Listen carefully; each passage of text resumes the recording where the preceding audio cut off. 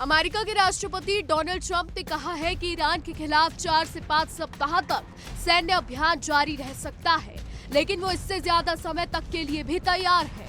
उन्होंने सोमवार को व्हाइट हाउस में एक कार्यक्रम के दौरान ये बात कही। बता दें, ट्रंप ने ये भी कहा कि वो जरूरत पड़ने पर ईरान में अमेरिकी जमीनी सैनिकों को भेजने से इनकार नहीं करेंगे। मीडिया रिपोर्ट्स के मुताबिक अमेरिका और इजरायल अपने अभियान को आगे बढ़ाने के मद्देनजर वे किसी भी संभावना से इनकार नहीं कर रहे हैं। बता दें, ट्रंप ने व्हाइट हाउस में एक भाषण के दौरान कहा, आज अमेरिकी मिलिट्री ईरान में बड़े पैमाने पर कॉम्पैक्ट ऑपरेशन कर रही है ताकि इस भयानक आतंकवादी सरकार से अमेरिका को होने वाले गंभीर खतरों को खत्म किया जा सके।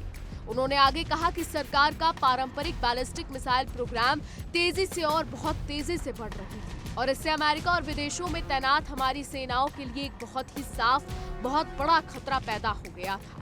इस तेजी से बढ़ते मिसाइल प्रोग्राम का मकसद उनके न्यूक्लियर वेपन डेवलपमेंट को बचाना था और किसी के लिए भी उन्हें इन बहुत ज्यादा मना किए गए न्यूक्लियर वेपन बनाने से रोकना बहुत मुश्किल बनाना था। ईरान पर इजरायली हमलों के बाद अब ईरान और पश्चिमी एशिया में युद्ध ने व्यापक रूप ले लिया है। इसके बाद ये भी खबर सामने आई कि ईरान के सर्वोच्च नेता खामनेई मर गए हैं, उनकी हत्या हो गई है, मृत्यु हो गई है। वो इजरायली एयर स्ट्राइक्स में मारे गए हैं। हालांकि आपको ये भी बता दें कि इस वक्त खाड़ी में हालात बेहद तनावपूर्ण है। युद्ध के पहले ही दिन ईरानी मिसाइलों ने कुवैत स्थित अमेरिकी अड्डों पर भी हमला किया था और इस हमले में अमेरिकी सेना के 3 जवान भी मारे गए थे। इसके अलावा ईरान ने सोमवार को सऊदी अरब में ड्रोन से रास तनूरा रिफाइनरी पर भी हमला किया था। बता दें, ये पश्चिमी एशिया की सबसे बड़ी रिफाइनरी में से एक है और देश के एनर्जी सेक्टर की नींव है। इस रिफाइनरी से हर दिन कई बैरल तेल प्रोसेस किया जाता है और ये दुनिया के सबसे बड़े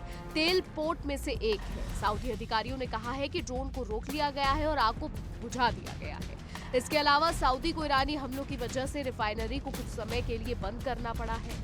वहीं साइप्रस के अक्रोटरी में ब्रिटेन के रॉयल एयरफोर्स बेस पर भी रात में एक ड्रोन हमला हुआ। वही बात करें अगर दुबई की, तो दुबई अपनी शानो शौकत और लग्जरी जिंदगी के लिए मशहूर है, लेकिन फिलहाल वो भ्रम भी टूट गया है। ईरान ने संयुक्त अरब अमीरात में 150 से ज्यादा मिसाइलों और ड्रोन से हमला किया है। वहीं गुस्साए यूएई को ईरान पर जवाबी हमला करने की धमकी भी तक देनी पड़ी है।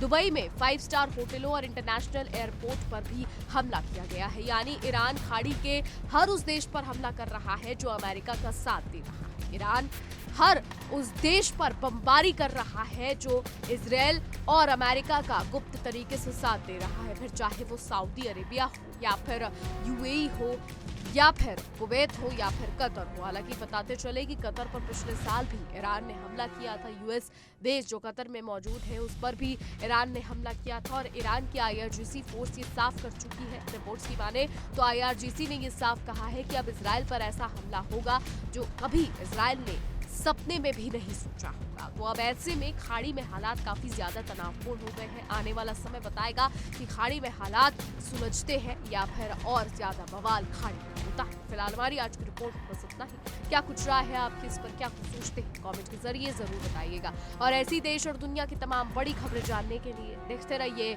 India daily. देखिए इंडिया डेली 24/7 अब आपकी स्मार्ट टीवी पर। इंडिया डेली मौजूद है सभी डिजिटल प्लेटफॉर्म पर लाइव और लगातार। इंडिया डेली 24/7 हर दिन राष्ट्र को समर्पित।